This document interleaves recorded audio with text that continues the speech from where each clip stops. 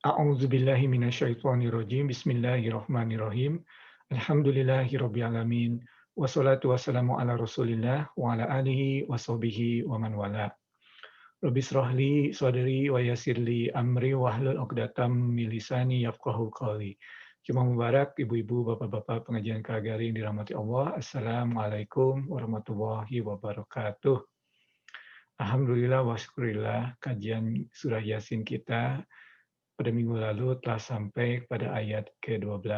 Ayat pertama hingga ayat ke-12, para ulama menyebutkannya sebagai bagian pertama dari surat Yasin, ya, di mana among other things, di bagian pertama tersebut Allah Subhanahu wa taala menegaskan kerisalahan Nabi Muhammad SAW dan juga kebenaran risalahnya.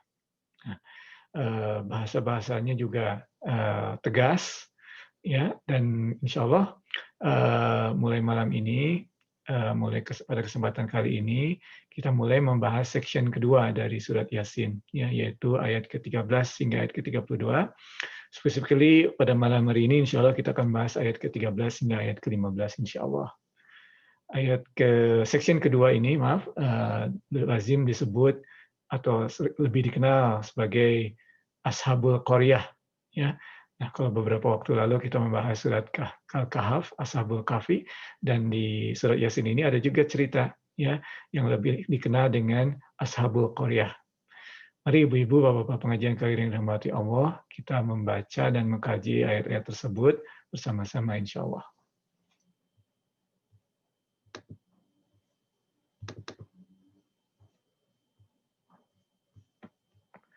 Ba'da a'udzubillahi minasyaitonirrajim.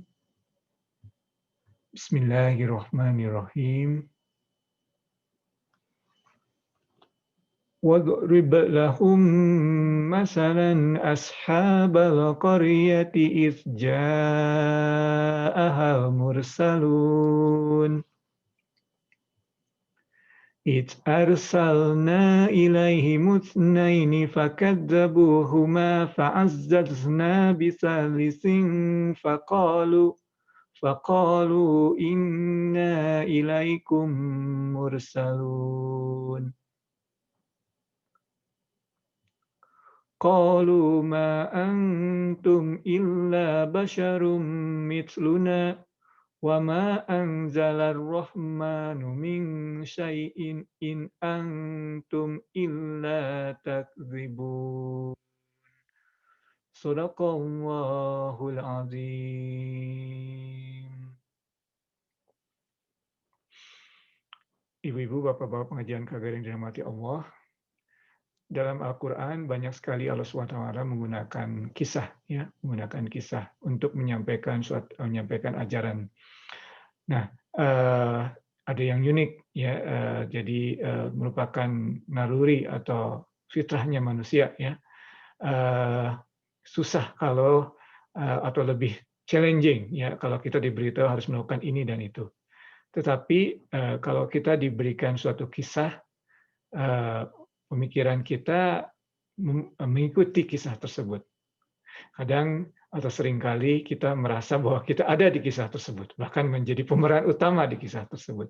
Dan pada akhirnya ada self-realization, ya, dan itu diakui oleh para ulama, dan tidak hanya dalam Islam, ya, dari sisi ilmu di luar Islam juga sangat terkenal, ya, storytelling itu sangat terkenal untuk membina self-realization untuk suatu konsep, ya, itu lebih mengena, ya, storytelling. Apalagi sekarang di zaman sekarang ini banyak sekali terkenal dalam ilmu manajemen storytelling, ya. Jadi ini bukan unik, tetapi dalam konteks Islam 1400 tahun yang lebih yang lalu sudah digunakan teknik ini oleh Allah Subhanahu wa taala. Subhanallah, ya.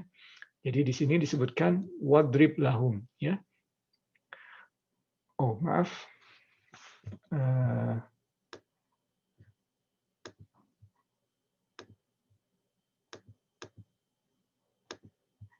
Oke, maaf. Belum ditulis tadi. Oke.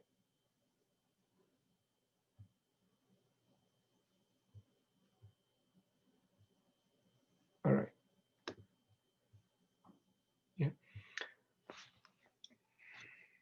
Wadrib lahum, dan buatlah perumpamaan bagi mereka ya dengan yang baru saja kita bahas, storytelling ya dalam Al-Qur'an. Allah mengajarkan tertentu suatu ajaran dengan mengajak kita untuk menyelaminya dalam bentuk kisah, dan seringkali kita merasa ada dalam kisah tersebut, sudah natural ya sifat manusia.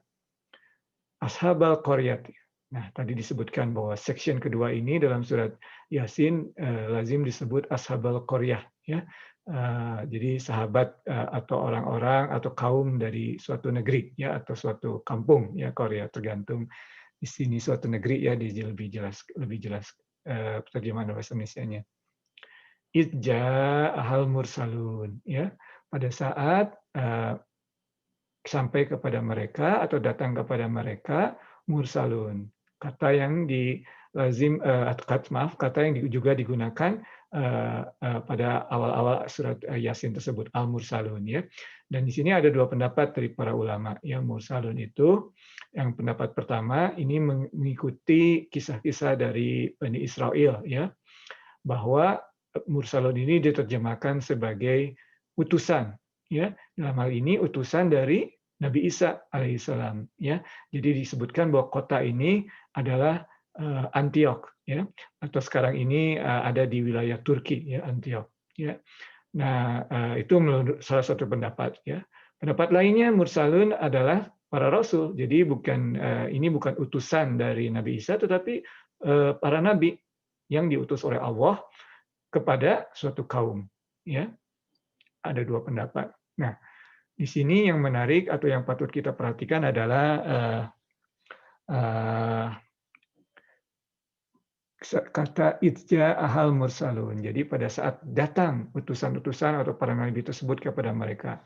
Ya, jadi konteksnya di sini adalah ajakan untuk berdakwah. Jadi Allah Subhanahu wa taala mengajak kita, memerintahkan atau mengajak kita untuk berdakwah ya.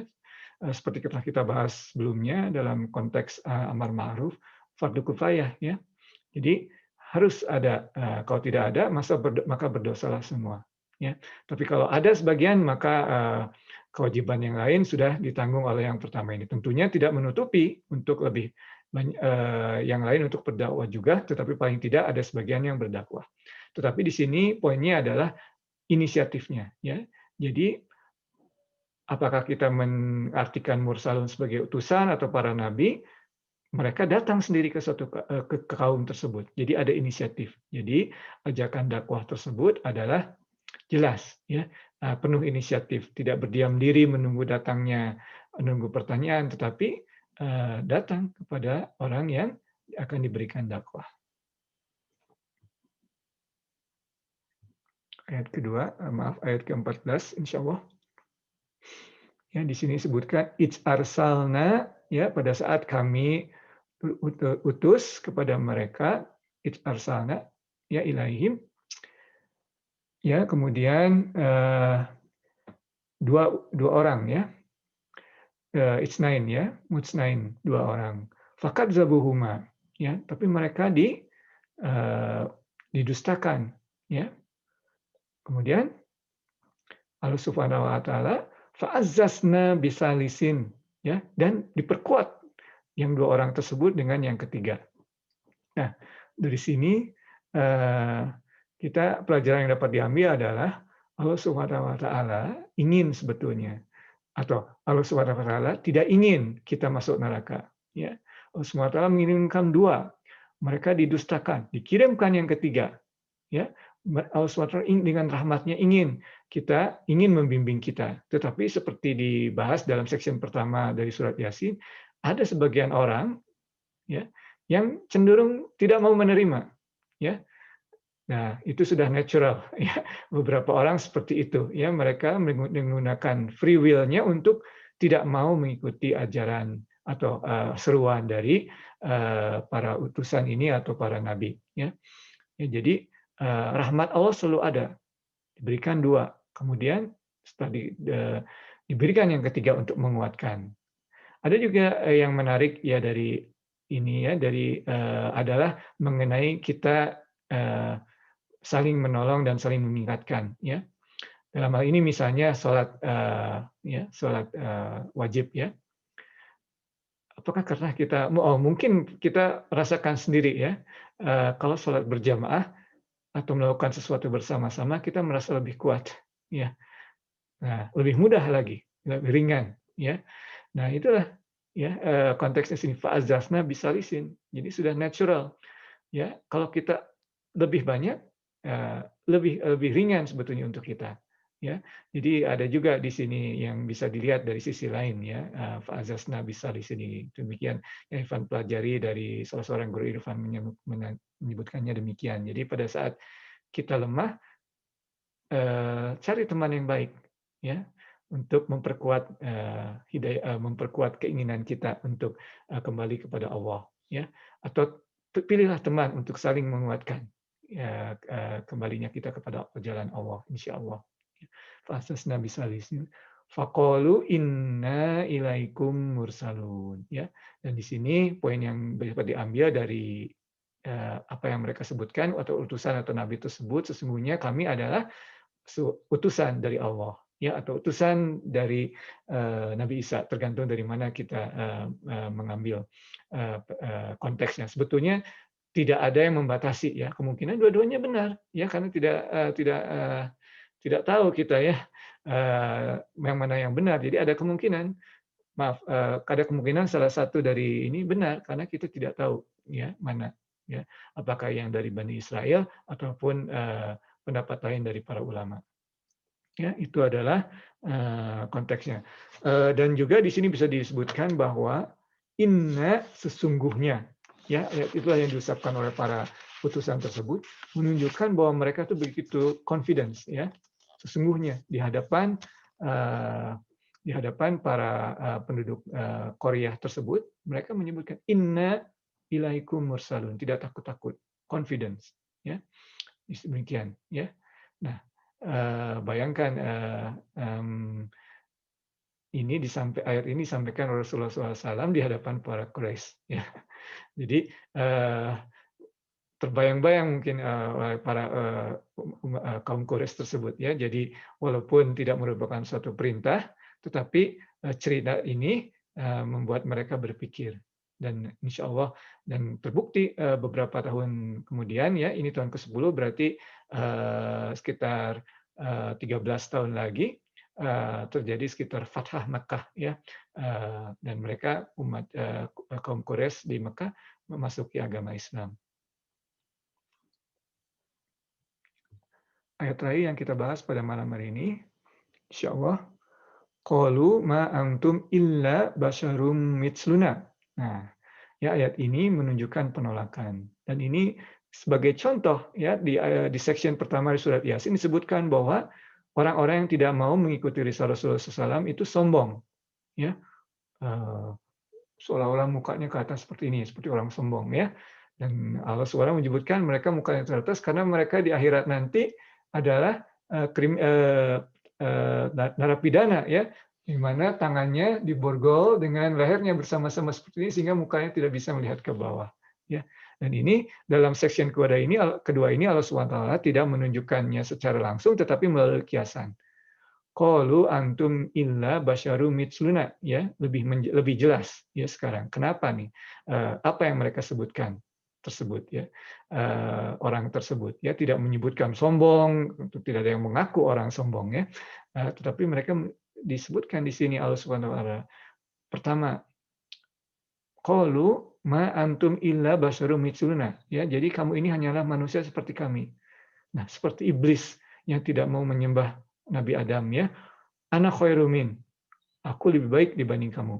Ya, di sini mereka tidak seperti iblis menyembuhkan sesuatu itu, tetapi senada ya dalam hal ini, kamu seperti manusia, kamu tidak lebih baik dari kami. Jadi tidak menyebutkan aku lebih baik dari kamu, tetapi kamu tidak lebih baik dari kami. Intinya sama-sama saja ya. Mereka tidak mau karena egonya terserang, kemudian mereka menyebutkan hal ini. Ya, mereka tidak mau mengikutinya. Mereka melihat apa ini Nabi Muhammad SAW, seorang yatim piatu dari Bani Hashim. Ya, sedangkan kami pembesar Quraisy, mengapa kami harus mengikuti kamu dan mengikuti risalah kamu? Ya, jadi ma antum illa basyarum mitsluna. Itu hanya egonya saja yang berbicara ya kaum Quraisy tersebut ya atau siapapun yang konteksnya ya. Kamu ini kamu ini seperti kami, dengan kata lain tidak lebih baik dari kami ya. Wama anzal wama anzala rahmanu min syai ya. Dan yang Maha Rahman, yang Maha Pengasih tidak menurunkan sesuatu apapun. Again ya, di sini mereka egonya terserang dan tidak diberikan ajaran Allah untuk melakukan ini dan itu, mereka tidak mau ya. Tetapi dengan tanpa ilmu mereka menyebutkan Allah tidak pernah menurunkan hal tersebut ya, atau Allah yang Maha Pengasih tidak menurunkan sesuatu apapun. Tahu dari mana mereka tidak menurunkan sesuatu apapun ya. Ini yang menurunkan atau yang bicara di depan mereka Nabi Muhammad SAW adalah seorang yang mereka sebut yang maha jujur ya, Al-Amin, As-Shadiqul Amin ya. Dan pada saat ini pada saat Rasulullah SAW menyampaikan kepada mereka, mereka tidak mau percaya, bahkan menyebutkan yang mengasihi tidak menurunkan sesuatu apapun. Ya, again, hanya ego mereka yang berbicara di sini. Ya. Kemudian yang terakhir di sini penolakan mereka, in antum illa takzibun. Ya, kamu hanyalah pendusta belaka. Ya, jadi ceritanya seperti tadi disebutkan adalah cerita sebelum risalah Islam ya. Tetapi Allah Subhanahu wa taala mewahyukan kepada Rasulullah dan Rasulullah SAW merisalahkannya kembali atau menyebutkannya kembali di depan kaum Quraisy dan juga pengikut-pengikutnya ya. Dan di sini disebutkan bahwa kaum yang menolak para utusan tersebut ya, yang terjadi sebelum risalah Islam menyebutkan bahwa kaum tersebut menyebutkan kepada para utusan bahwa in antum sesungguhnya kalian, ada 3 kan tadi disebutkan, illa taksibun. Kamu illa tidak atau kecuali dalam ini taksibun sedang berbohong ya. Jadi dalam bahasa Inggris you are but lying ya. Jadi kamu apa tadi bahasa Indonesianya? Kamu hanyalah pendusta belaka ya. Ya, tapi dalam hal ini terjemahan bahasa Indonesianya menggunakan kata benda ya, pendusta belaka, tetapi tidak apa ya, karena dalam bahasa Arabnya terlangsung di sini takzibun ya, atau berkata kerja ya, dan subjeknya atau isimnya antum ya. In antum sesungguhnya kalian illa takzibun, kecuali sedang berbohong ya, hanyalah sedang berbohong ya. Anyway, ya demikian terjemahannya. Bisa disebutkan tadi ya. Jadi mereka setelah risalah datang tidak mau egonya terserang, tidak mau mengikutinya dan mereka di sini yang Ivan sampaikan tadi adalah dari kalau tidak salah tafsir dari dekonstruksi dari tafsir Sayyid Qutb ya. Jadi ada 3. Yang pertama, kamu tidak lebih baik dari kami. Who are you to tell me? You are not better than me. Ya, itu yang pertama. Ya, kedua, wama anzala rahmanu min syai'. Remember, ya di sini mereka mengakui ada Allah, tetapi mereka menolak bahwa Allah atau lengah ya bahwa Allah itu memberikan petunjuk, senantiasa memberikan petunjuk kepada mereka. Mereka lengah dan mereka menganggap dan mereka tidak mau mengikuti petunjuk tersebut ya. Jadi mereka mau hidup dengan cara mereka sendiri ya. Itu yang kedua. Dan yang ketiga, in antum illa taksibun ya. Dan itu yang ketiga ya, kamu berbohong, kamu pembohong ya, pendusta belaka. Itu 3 penolakan mereka. Dan kalau kita lihat lebih dalam dan dalam konteks dakwah pada masa kali ini ya, pada masa kita sekarang ini tidak berubah ya. Tidak berubah. Penolakannya tetap sama. Ya. Di satu pihak kita melihat bahwa dakwah pasti akan mendapatkan tantangan ya. Jadi kalau kita berdakwah ataupun dalam konteks diri sendiri ya, kita mencoba kembali ke jalan Allah, pasti ada penolakan dari ego kita. Ya. Itu sudah disampaikan dalam Al-Qur'an ini. Itu dari satu sisi. Dari sisi lain yang menolak ya, tidak berbeda ya. Selalu setiap orang hingga saat ini. Kita menyebutkan dalam istilahnya ad hominem ya, menyerang pribadi ya. Mereka tidak sanggup tidak sanggup untuk men-challenge risalah yang disampaikan, apa yang mereka lakukan? Menyerang pribadi. Kalau kita lihat 3 penolakan ini satu pun tidak ada yang tidak ada yang isinya menolak atau isinya, mencoba menolak risalah, ya. Tetapi hanya, penolakan terhadap pribadi yang memberikan risalah. Ibu-ibu, bapak-bapak pengajar yang dirahmati Allah, kita memohon kepada Allah Subhanahu wa taala untuk melindungi kita dari, sifat yang, disampaikan oleh Allah dalam kitab, Al-Qur'an, yaitu menolak dari risalahnya karena kesombongan, ya. Semoga, kita dijadikan oleh Allah Subhanahu wa taala untuk menjadi umat-Nya yang tawadu, yang mendengarkan, risalah-risalah Allah yang disampaikan oleh Rasulullah SAW dan diturunkan atau dan ditransmisikan kepada kita melalui Al-Qur'an. Semoga kita menjadi umat yang cinta kepada Al-Qur'an, yang rajin membaca Al-Qur'an, yang memberikan taufik dan hidayah untuk menghafalkannya dan mempraktekannya insyaallah. Barakallahu fikum wa afu minkum. Wassalamualaikum warahmatullahi wabarakatuh.